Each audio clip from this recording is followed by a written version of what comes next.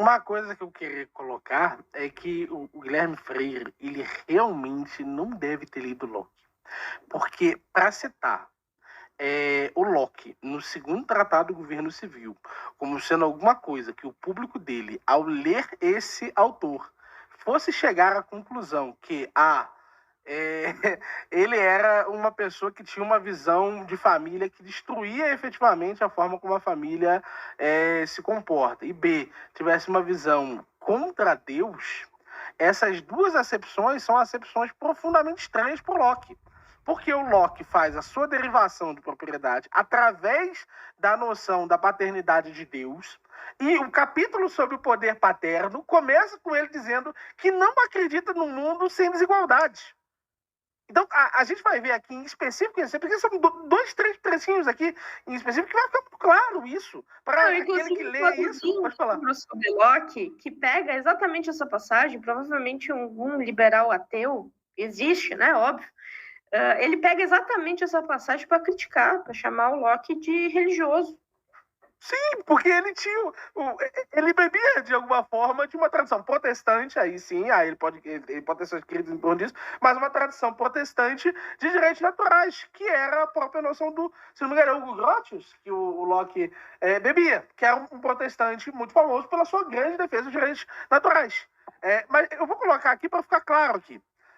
Quando consideramos a razão natural, segundo a qual os homens, desde o momento de seu nascimento, têm direito à sua preservação e, consequentemente, a comer, a beber e a todas as outras coisas que a natureza proporciona para a sua subsistência, ou a revelação, que nos relata que Deus deu o mundo a Adão, a Noé e a seus filhos. Fica muito claro que Deus, como diz o rei Davi, Salmo 115, 16, deu a terra aos filhos dos homens, a toda a humanidade.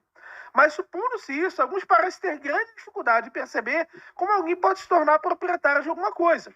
Não vou me contentar em responder que, se é difícil explicar a propriedade, partindo-se de uma suposição de que Deus deu o mundo a Adão e sua posteridade em comum, é impossível que qualquer homem, exceto o monarca universal, que é o que efetivamente o Guilherme Freire quer afirmar, tenha qualquer propriedade. Partindo-se de uma suposição de que Deus deu o mundo a Adão e a seus herdeiros na sucessão, excluindo-se todo o resto de sua descendência. Irei mais longe para mostrar como os homens podem ter adquirido uma propriedade em porções distintas do que Deus deu à humanidade em comum, mesmo seu acordo de prazo de todos os proprietários. Deus que deu o mundo aos homens em comum, deu-lhes também a razão para que servissem dele para o maior benefício de sua vida e de suas conveniências. Então você pode ver aqui, uma pessoa que está lendo isso aqui, identifica, a raiz do pensamento não é contra Deus. Qualquer um que lê o Locke identifica isso, que Deus é o fundamento do direito. Não, inclusive assim, propriamente, para descrever o iluminismo não necessariamente é anticlerical. Essa é a diferença. O que existe por várias razões, que não são só razões do próprio... e aí a contradição máxima, né? As monarquias, se você pegar a construção das monarquias em seu estado absolutista, por isso, de concentração do poder do rei, da lei, da capacidade de julgar e da capacidade de governar, foi um movimento anticlerical. Se a gente pegar o Tratado de Westfália, por exemplo, isso foi um movimento anticlerical. Se antes nós tínhamos uma ordem de soberania difusa e de divisão, inclusive, entre poderes, não de maneira formal e racionalizada, como na burocracia, como pós-Montesquieu, mas de uma tradição de divisão dos poderes, de soberania difusa, ou seja, de capacidade de violência, de força física difusa numa Idade Média, nós temos na formação dessas monarquias que foram as degoladas pelos liberais, uma concentração do poder de legislar, de julgar e de governar, de executar, inclusive, a lei, uma concentração na formação do Estado soberano.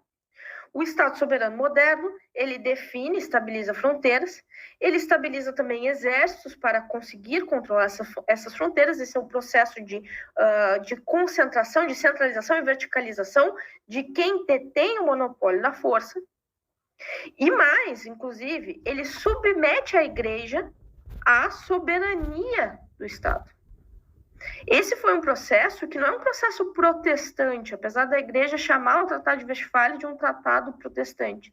Isso foi um processo que teve como protagonista a França católica. um cardeal chamado Richelieu.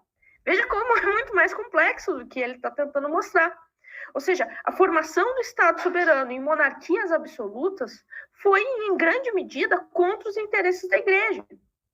Mesmo que a gente possa encontrar cardeais como Richelieu, um dos grandes nomes e protagonistas da política anti-hegemônica, hegemonia, no caso, nesse sentido, dos Habsburgos, que se sentiam herdeiros do Sacro Império Romano, para fundamentar tais monarquias, que, óbvio, como modelo político, de organização política, entraram em desgaste.